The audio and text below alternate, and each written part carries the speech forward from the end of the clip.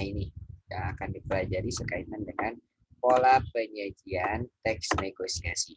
Karena untuk pola penyajian teks negosiasi sebetulnya pada pekan sebelumnya kita telah mempelajari ada dua pola penyajian di dalam teks negosiasi itu.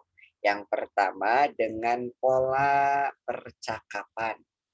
Jadi contohnya adalah yang penjual dan pembeli itu. Ada yang mau membeli mangga gitu. Kemudian ada si yang menjualnya. Kemudian ada teks yang kedua, jenis yang kedua itu dinarasikan contohnya seperti HP Rani, HP baru Rani atau apa, HP Rani kalau tidak salah ya. Nah, yang meminta HP itu Rani meminta handphone, dibelikan handphone kepada ayahnya. Kemudian di sana terjadilah proses negosiasi. Itu sudah dua gitu. Nah, untuk pertemuan sekarang ternyata ada satu jenis teks negosiasi, tetapi bukan percakapan, bukan dinarasikan. Gitu. Kita lihat terlebih dahulu subbabnya. Nah, ini kita akan mempelajari yang pertama sekaitan dengan struktur teks negosiasinya dulu. Kemudian ada pengertian surat niaga. Yang ketiganya ada unsur-unsur dari surat niaga.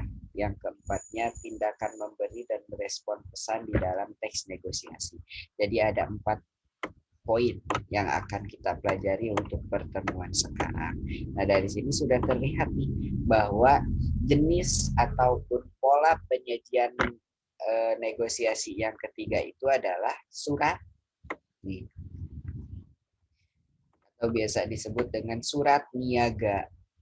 Nanti akan ada pengertian surat niaga itu apa, unsur-unsur surat niaga itu seperti apa. Jadi secara umum pola penyajian dari teks negosiasi itu ada 3. Yang pertama percakapan, yang kedua dinarasikan, yang ketiga ini membuat surat. Gitu ya. Nah, langsung saja ke materi yang pertama sekaitan dengan struktur teks negosiasi. Berbicara mengenai teks di dalam bahasa Indonesia pasti hampir semuanya, bahkan semuanya gitu ya, mempunyai yang namanya struktur teks. Nah, sama halnya dengan negosiasi. Negosiasi ternyata mempunyai juga struktur teksnya. Yang pertama adalah orientasi. Jadi ada orientasi itu. Kemudian yang kedua ada yang namanya pengajuan. Kemudian yang ketiga adalah penawaran. Yang keempat, ini tahapan terakhir dari proses negosiasinya itu, yaitu adanya persetujuan. Jadi ini yang merupakan teks negosiasi itu. Teks negosiasi, struktur teksnya ada 4.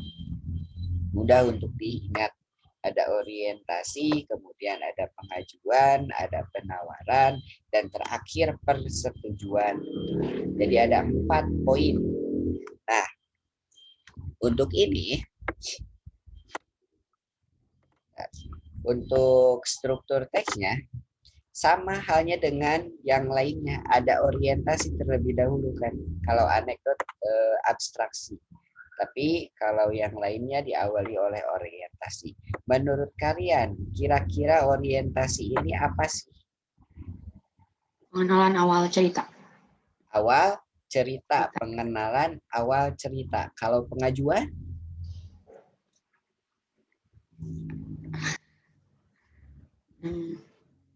Kita seringkali kan ya mendengar tuh kata ada pengajuan nih dari si A, ada penawaran nih, ada si B dari si B gitu. Tapi kita belum tahu ya artinya, ternyata kalau ditanya apa itu pengajuan, langsung berpikir. Apa itu penawaran, langsung berpikir. Kalau persetujuan apa? Katakanlah ini masih ragu gitu ya. Kalau persetujuan? Ketika kedua belah pihak menyetujui pengajuannya, Pak. Ada lagi tuh, menyetujui. Ketika kedua belah pihak menyetujui persetujuan, berarti yalah tidak jadi masalah ya. Nah, untuk lebih jelasnya kita lihat di contohnya ya. Ada contoh dari teks yang pertama ini yang jenisnya kemarin percakapan antara si pembeli dan si penjual atau si penjual dan si pembeli. Nah, ini yang dimaksud dengan orientasi. Tadi kata Najwa Dipana bagian awal. Bagian awal dari teks. Nih, berapa harga sekilo mangga ini, Bang? Sambil menunjuk ke arah mangga Gedong Pi, Gedong Gincu. 30.000, Bu, murah. Nah, ini orientasi.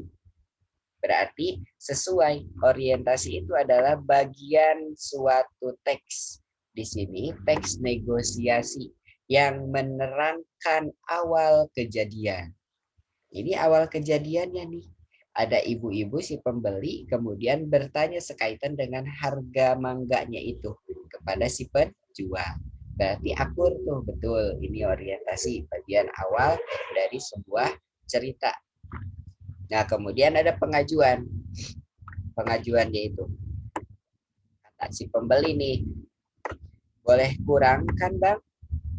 Nah, itu merupakan pengajuan. Kira-kira kalau teksnya seperti ini, pengajuan itu diartikan sebagai apa?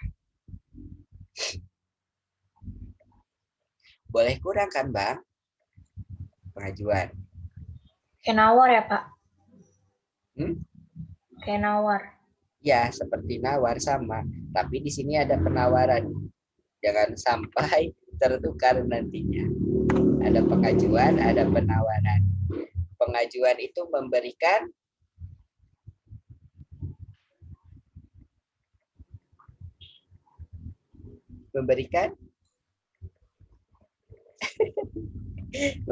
ajuan nih mengenai suatu hal, kan ada ini dari kata dasar aju. Nah, maka si pengajuan ini adalah memberikan ajuan mengenai suatu hal. Di sini ajuannya itu adalah kurangnya harga 30.000 kan. Nah, diminta gitu, minta ajuan aja kan segitu atuh gitu. Boleh kurangkan, Bang? Itu dalam bahasa yang ini. Boleh kurangkan, Bang? Nah, ada penawaran dari si pihak penjualnya. Belum boleh, Bu. Barangnya bagus loh. Ini bukan karbitan, masak pohon. Gitu. Nah, ini penawarannya. Ditawarkan. Berarti penawaran itu adalah proses menawarkan kembali atas tindak lanjut si pengajuan ini nih ya. Belum boleh, boleh kurangkan, Bu, Bang? Belum boleh, Bu. Barangnya bagus loh. Ini bukan karbitan, masak pohon. Gitu. Jadi ditawarkan, oh belum boleh gitu. Kemudian ada pengajuan lagi kan. Iya, Bang, tapi harganya boleh kurang kan? Ini pengen kurang gitu ya. 20.000 saja ya, Bang. Nah, ditawarkan lagi sama si penjualnya itu belum boleh, Bu. 28.000 lah gitu. Nah, diberikan harga, ditawarkan sok udah 28.000. Kata si pembelinya itu diajukan lagi nih. Baiklah, tapi saya boleh memilih sendiri. Ini ajuannya. Boleh kan saya pilih sendiri gitu. Diajukannya itu. Nah, ditawarkan sama si bapaknya itu. Boleh, asal jangan pilih yang besar-besar. Ditawarkan ke si ibunya, sok boleh ngambil sendiri, tetapi jangan yang besar-besar gitu. Nanti saya yang bisa jadi rugi. Nah, diakhiri oleh persetujuan. Iya, Bang. Yang penting saya dapat mangga yang bagus dan tidak busuk. Nah, itu sudah setuju. Artinya persetujuan itu adalah adanya kesepakatan antara kedua belah pihak. Kalau berbicara mengenai kesepakatan, artinya tidak ada pihak yang dirugikan. Kedua belah pihak merasa diuntungkan. Kemarin sudah dibahas sepintas bahwa yang namanya persetujuan itu, kalau di sini berarti si pembelinya mempunyai yang namanya untung, si pembeli mempunyai yang namanya tidak terlalu kemahalan, kalau si penjual berarti mempunyai keuntungan. Tidak ada pihak yang dirugikan. Nah, ini untuk contoh dari struktur teks negosiasi. Sampai sini ada yang mau ditanyakan dulu? Nah, cukup jelas ya. Nah, kemudian ada pengertian surat niaga, ini adalah pola yang ketiga. Pola yang ketiga di dalam teks negosiasi, percakapan, narasi, dan yang terakhir atau yang ketiga ini adalah surat bentuknya. Surat niaga itu adalah surat yang digunakan di dalam kegiatan perdagangan. Jenis surat ini pada dasarnya hampir sama dengan surat resmi. Dikatakan hampir sama dengan surat resmi karena si surat niaga ini sudah mempunyai struktur yang hampir sama dengan surat resmi gitu. Bahkan beberapa hal sudah ada tuh di dalam surat niaganya itu. Tetapi dikatakan surat resmi atau bukan surat niaga itu, nah maka semi gitu ya. Semi itu berarti dikatakan resmi iya, tetapi dikatakan tidak resmi pun iya. Jadi ada di pertengahan. Kalau ada formal maka semi formal gitu. Nah ini resmi, semi resmi untuk surat niaga ini. Kita lihat untuk unsur-unsur dari surat niaganya.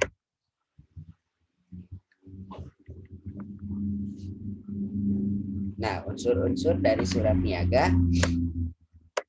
Yang pertama ada kop surat, seperti halnya surat-surat resmi yang lain. Ada bagian kop surat atau kepala surat yang ada di bagian atas sekali. Nah, di dalam kop surat tercantumkan nama lembaga, kemudian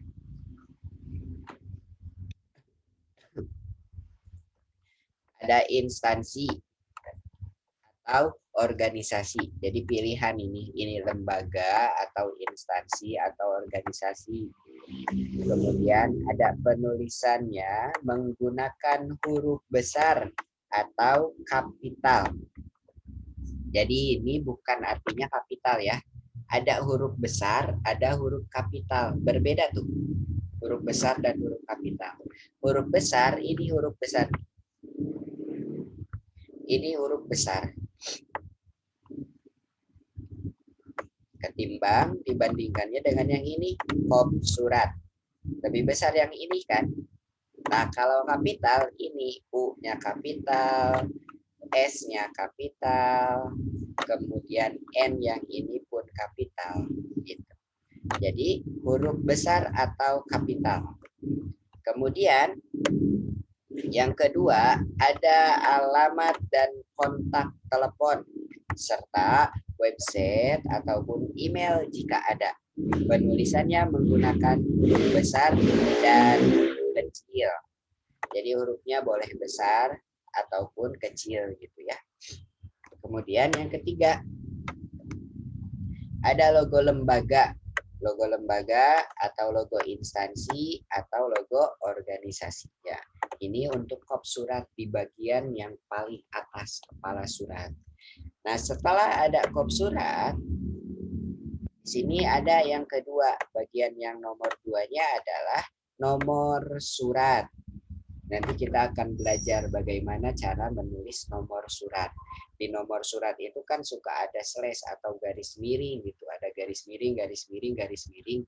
Nah, itu ada artinya, tidak sekedar hanya formalitas saja garis miring, garis miring, garis miring. Nanti urutan-urutannya kita belajar di depan. Enak. Tunggu sebentar. Gitu ya, ini untuk nomor surat. Kemudian ada yang ketiga, ada lampiran. Lampiran atau suka ada yang disingkat lamep.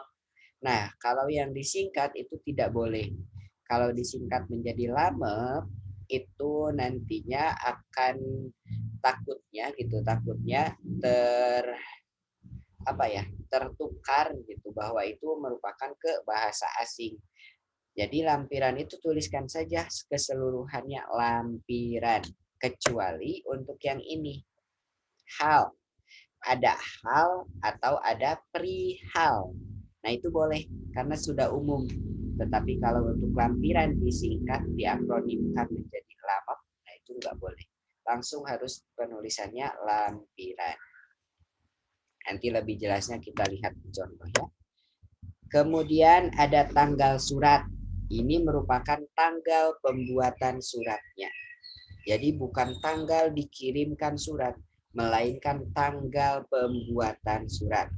Pas dicetak di printernya. Kemudian ada nama penerima surat. Nah, di dalam nama penerima surat ini hindari penggunaan kata kepada. Karena nanti tidak bagus kalau di dalam surat ada kepada yang terhormat Irfan Hardian misalnya. Nah, itu salah penggunaannya. Dicontoh nanti dijelaskan ya lebih lengkap. Kemudian ada salam pembuka surat. Diakhiri dengan penggunaan tanda baca koma. Maka dengan hormat, assalamualaikum, koma. Ini contohnya lebih jelas. Tubuh surat yang terdiri dari bagian pembuka, bagian isi, ataupun tujuan maksud dari suratnya tersebut untuk apa. Kemudian ada penutup. Penutup ini adalah penutup dari isi surat. Demikian biasanya gitu. Kemudian ada salam penutup. Salam penutup surat diikuti oleh nama dan jabatan, tanda tangan penanggung jawab dari surat tersebut. Jadi harus sampai ke tanda tangan. Nah ini unsur-unsur dari surat niaga. Sudah hampir sama dengan yang namanya surat resmi. Sudah lengkap sekali gitu. Tidak ada satu poin pun yang terlewatkan. Sama berarti halnya akur dengan yang namanya surat resmi. Surat resmi dari badan pendidikan atau dari pemerintahan. Sebentar ya. Ini saya mau membetulkan tempat duduk dulu. Gak enak kan?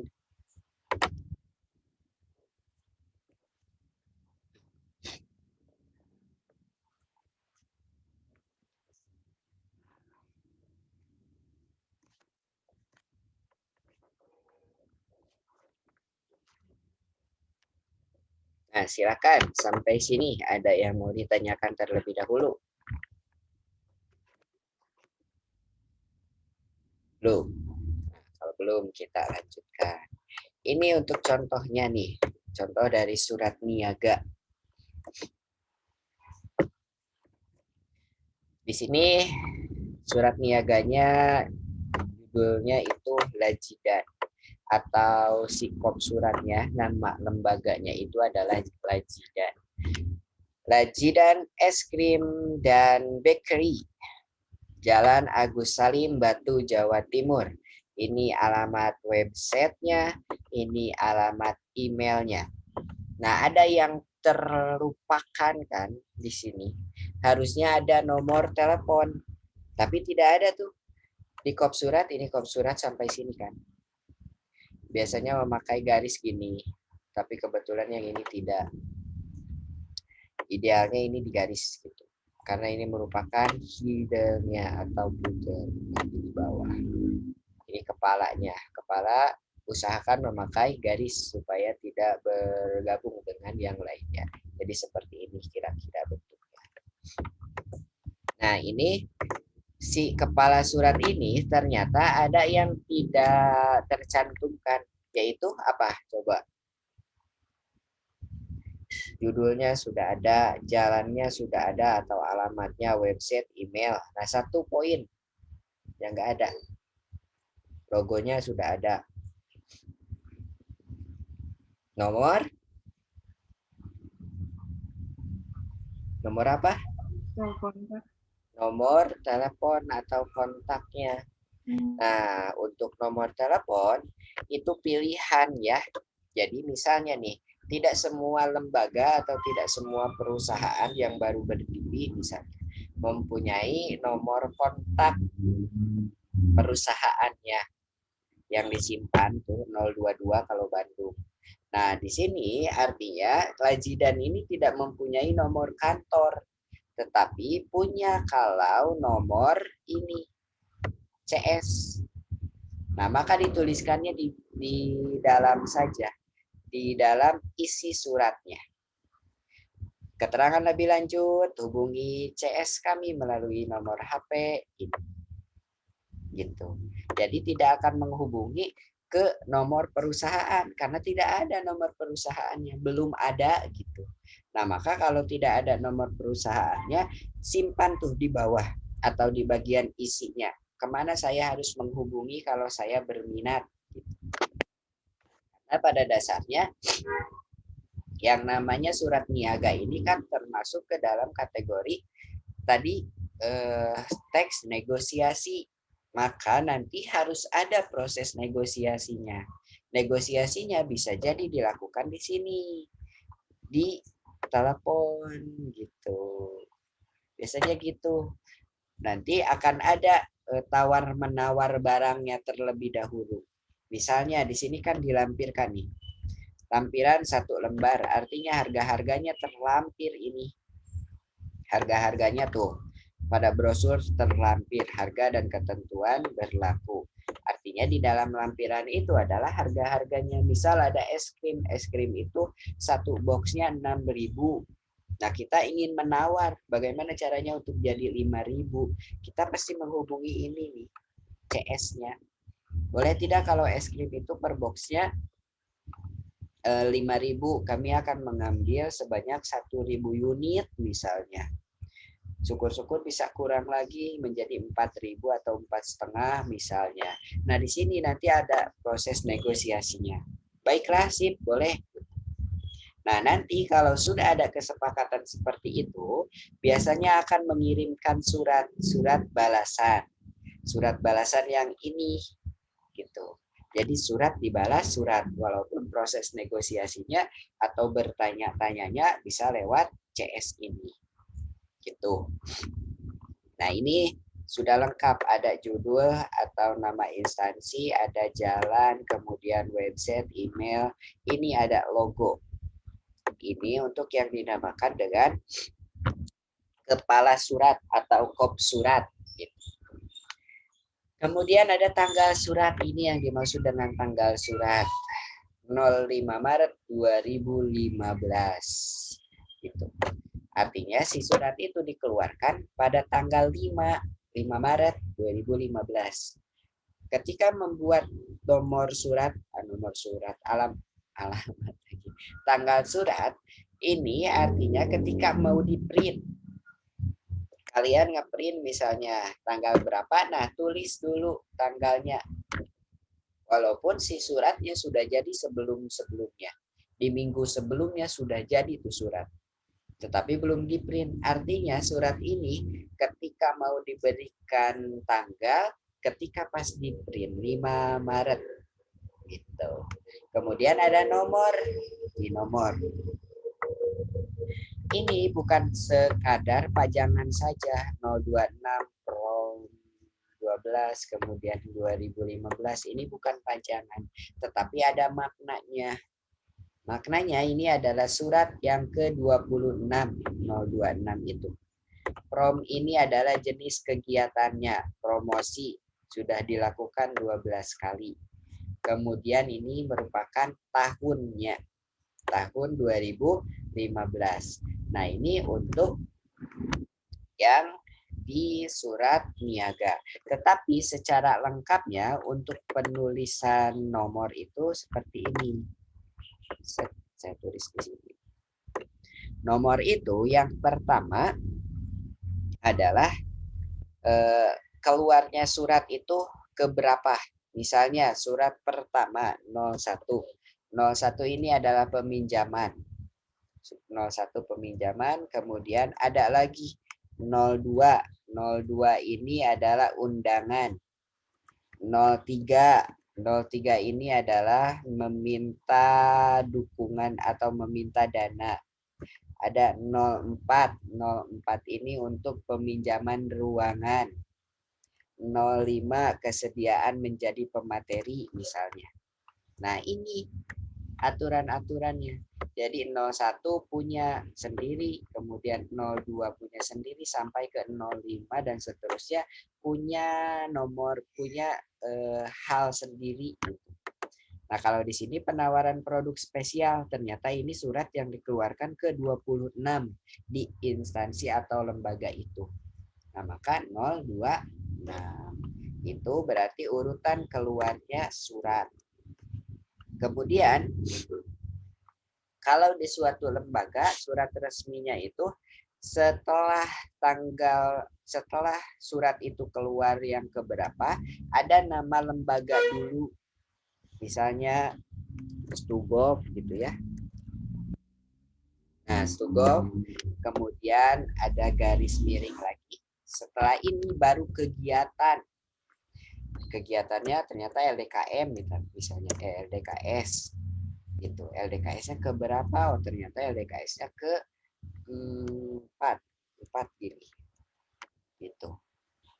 Setelah ini baru ada tanggalnya, tanggal kapan LDKS ini akan dilaksanakan, atau LDKS ini dilaksanakan kemudian si suratnya diterbitkan kapan. Ternyata pada bulan Maret. Bulan Maret itu berarti bulan ketiga. Nah, maka tulis sama Romawi. Gini, angka 3-nya Romawi. Sehingga ketika dibaca menjadi ketiga. Nah, baru tahun 2021 misalnya. Nah, ini untuk nomor surat. Sebentar ya, ini ada yang manggil dulu.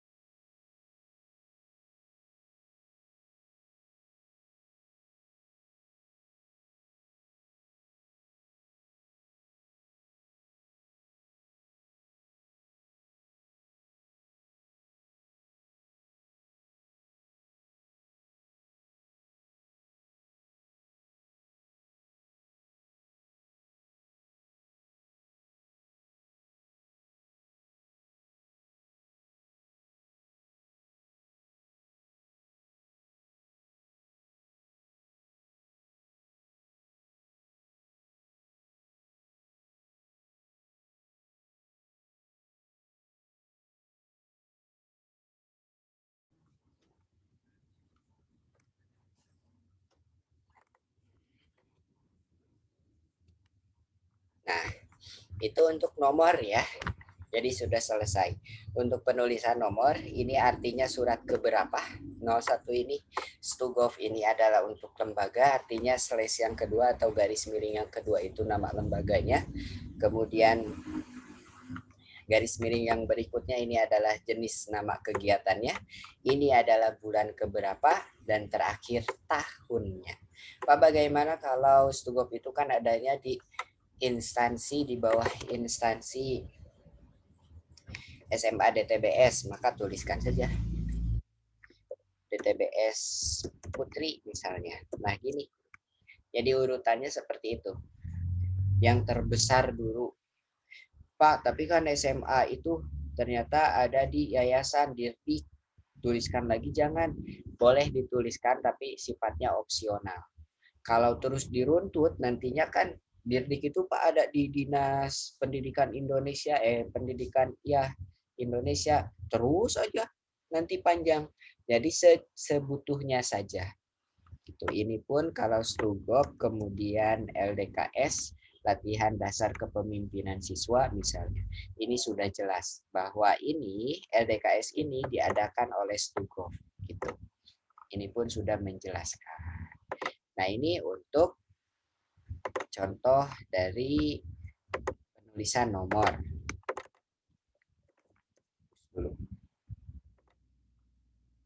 Nah, kemudian ini ada hal atau perihal. Penulisannya ini kapital ya. NHL. Oh iya, tadi kan belum terbahas ini. Misi judul ini boleh kalian kapital semua atau boleh dibesarkan katanya, si kalimatnya. Nih, Lajidan ini kan lebih besar daripada jalan yang ini. Tetapi tetap kapitalisasinya. Kalau mau dikapitalkan semua boleh. Lajidannya kapital semua. Es krim dan bakery-nya ini kapital semua boleh. Tapi untuk jalan yang ini tidak boleh. Jadi kapital hanya untuk judul saja, itu opsional gitu ya. Kemudian untuk kapitalisasi atau huruf besar huruf kecilnya nih lihat. Lajidan dan es krim boleh besar, tetapi jangan lebih besar daripada jalan, website, dan email. Jangan terlalu kecil. Artinya si jalan, website, dan email ini tiba-tiba menjadi besar sebesar lajidan. Tapi lajidan ternyata kecil segini. Nah, jangan terbalik. Karena nantinya tidak bagus dilihatnya, tidak estetik dilihatnya gitu. Malah si jalan, website, dan emailnya yang terlihat begitu dominan. Seharusnya kan si nama lembaganya yang terlihat dominan. Nah, itu untuk kop surat ya, tadi terlewat. Kemudian ada hal atau perihal. Ini penawaran produk spesial. Nah, ini berarti 26 ini untuk perihal ini gitu. Penawaran produk spesial. Kemudian lampirannya 1 lembar. Penulisan lampiran kini 1 lembar. Pak, bagaimana suka ada yang menulisnya seperti ini? Saya share lagi. 1, kemudian ada angka lembar. Gitu. Pak, boleh kalau seperti ini? Boleh, tidak jadi masalah. Karena ini artinya ada kurung buka kurung tutup ini adalah tambahan, menambahkan keterangan saja. Tapi seperti ini pun boleh. Yang tidak boleh adalah memakai angka 1 lembar ini. Nah, itu tidak boleh. Aturan di dalam PUEB-nya memang harus dilatinkan. Ini untuk lampiran. Kemudian setelah lampiran itu ini ada orang yang ditujunya itu. Ternyata Marhaban Wedding Organization, Jalan Kartini, Kota Bandung, Kota Batu, Jawa Timur. Nah, di sini tidak ada yang terhormat langsung, tidak ada kata kepada. Kenapa tidak boleh ada kata kepada? Karena nanti si surat ini dipakaikan amplop. Nah, di luar amplopnya tertulis kepada yang terhormat Marhaban WO Jalan Kartini, Kota Batu, Jawa Timur. Nah, itu sudah betul penulisannya. Yang di luar amplop itu sudah betul karena itu menunjukkan alamat kemana surat itu akan dituju. Tetapi kalau di dalam suratnya tidak boleh ada kata kepada. Langsung saja yang terhormat. Karena itu sifatnya di sana itu sebagai kalimat sapaan gitu. Yang terhormat Marhaban WO. Artinya tuh si surat lagi dibaca gitu. Tidak usah ada lagi kata kepada. Kalau ada kata kepada maka tidak efektif si kalimat. Penulisannya cukup maksimal 3 enter nih. Yang terhormat Marhaban WO Jalan Kartini, enter lagi Kota Batu, Jawa Timur. Jangan lebih dari 3. Kalau 4 sih masih toleran biasanya, tapi jangan lebih dari 4 gitu ya. Usahakan cukup 3. Kalau lupa, kalau hanya 3, ini panjang ke sini sampai ke sini misalnya. Yang terhormat Marhaban Wedding Organizer apa lagi ya ada namanya gitu. Si namanya itu bukan Marhaban tapi Marhaban ya bla bla bla bla bla bla WO sampai sini. Nah, maka itu boleh menjadi 4 enter. Diestetikan lah. Nah, untuk yang ini tidak boleh sampai sini nih. Setidaknya ada space kosong segini untuk sapaan yang ini. Jadi jangan sampai habis si marginnya itu. Nah, kalau sampai habis ke margin ini berarti itu tidak baik. Itu harusnya di enter gitu. Penulisannya kapital yang terhormat marhaban WO.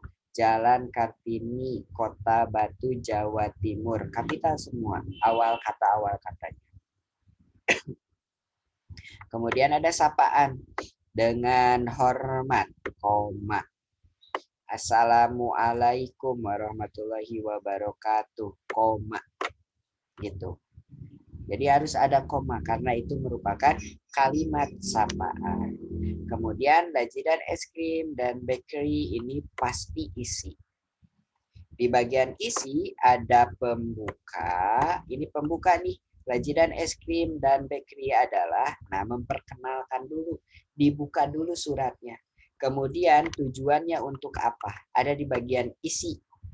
Dalam rangka pembukaan cabang, kami menawarkan harga khusus. Gitu. Kemudian ada penutup. Penutupnya demikian, surat penawaran ini kami sampaikan. Gitu. Jadi di bagian isi itu ada 3, pembuka, isi, tujuannya, kemudian penutupnya. Nah, setelah penutup, ada bagian akhir yang disebut dengan titik mangsanya, hormat kami, marketing lajidan es krim dan bakery. Devara Jatmiko, harusnya ini ditanda tangan. Gitu. Sudah selesai. Ini merupakan surat niaga, surat yang dipakai untuk proses jual beli. Gitu. Untuk strukturnya seperti yang tadi telah dianalisis. Jadi melibatkan dari kop surat, kemudian ada tanggal, nomor hal, kemudian lampiran, ada tujuan suratnya, kemudian ada sapaan dan yang lain-lainnya. Sampai sini ada yang mau ditanyakan terlebih dahulu?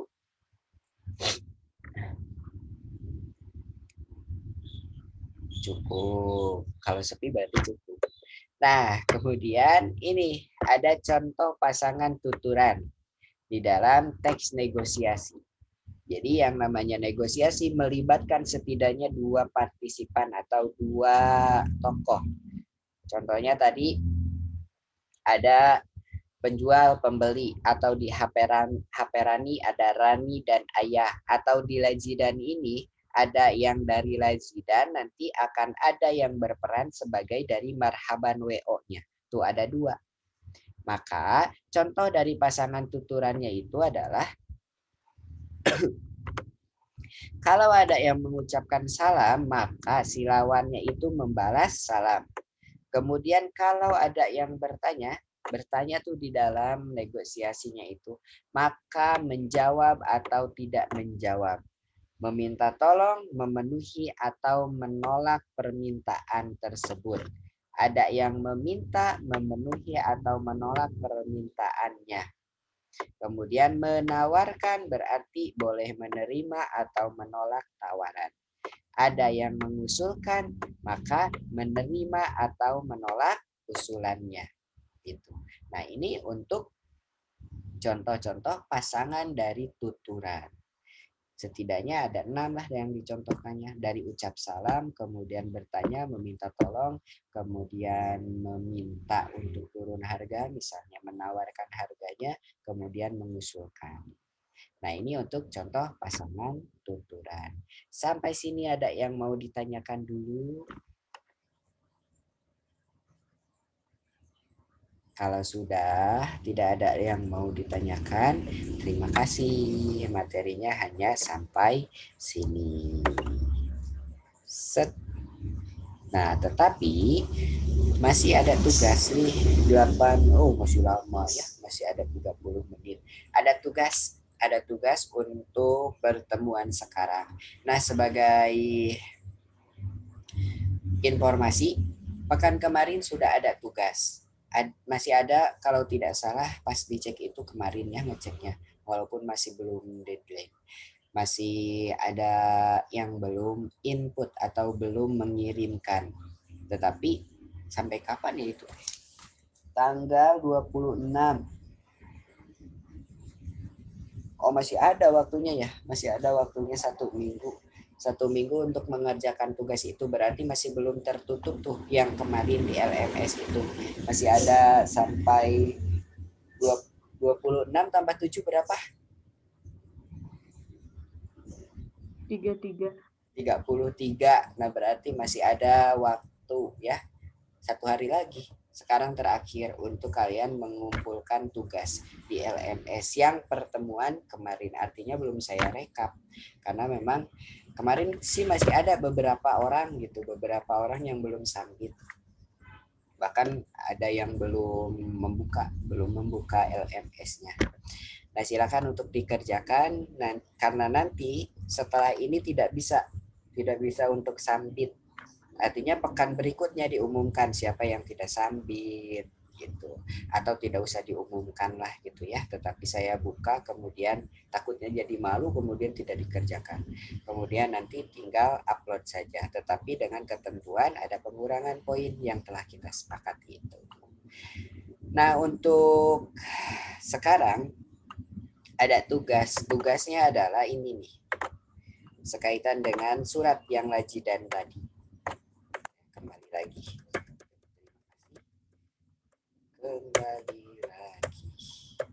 nah ini merupakan surat dari lajidannya untuk penawaran produk spesial promosi lah gitu ya. Nah, kalian berlakulah sebagai marhaban WO ini untuk membalas surat ini. Gitu. Jadi kalian silakan balas surat ini. Jadi ada 2 kemungkinan. Kalian kemungkinannya pesan produk ini. Yang satunya lagi tidak jadi pesan. Gitu. Jadi ada 2 kategori. Ada yang menerima, ada yang menolak. Silakan kalian mau di kubu yang mana. Kalau menerima artinya saya pastikan pasti ada lampiran 1 lembar minimalnya. Lampirannya ini adalah isinya itu pesanan. Misalnya pengen es krimnya 2 box. Kemudian roti jupanya 30 pieces misalnya. Atau apa, bebas gimana kalian. Itu kalau yang menerima. Kalau yang menolak berarti lampirannya 0. Kalau tidak ada lampiran, bukan dinolkan, bukan seperti itu. Tetapi gunakan tanda penghubung. Gitu. Strip, biasa kita kenal dengan strip. Nah, untuk yang lain-lainnya, Pak, saya harus buat dulu logo dong, logo Marhaban WO ini. Tidak usah membuat di Photoshop atau di apa. Kalian tinggal gambar saja kotak misalnya. Kemudian di sini ada WO, WOM, misalnya. Marhaban WO. Atau apalah. Mau bulat doang bebas. Yang penting ada formalitas bahwa itu adalah logo. Dan ininya si item-itemnya yang seperti ini, unsur-unsur surat niaganya harus ada, harus lengkap. Tidak boleh ada yang tidak dituliskan. Dimulai dari dengan hormat atau dari sini dulu ada tanggal. Oh iya, untuk penulisan tanggal ini kadangkala kalian pernah melihat mungkin ada yang ditulisnya di bawah nih. Kemudian ada nama ininya. Ini tuh di mana? Malang ya, Jawa Timur. Berarti di sini Malang suka ada ditulis koma 05 Maret 2015. Nah, boleh seperti itu. Tapi si hormat kaminya pun pindah jadi di sini. Kemudian ininya lajidan es krim dan bakery-nya ini menggunakan tab 1. Ini dari kami pun ada tabnya 1 kali. Dalam rangkanya pun sama. Kemudian dengan demikiannya pun sama. Kalau ini rata kiri semua.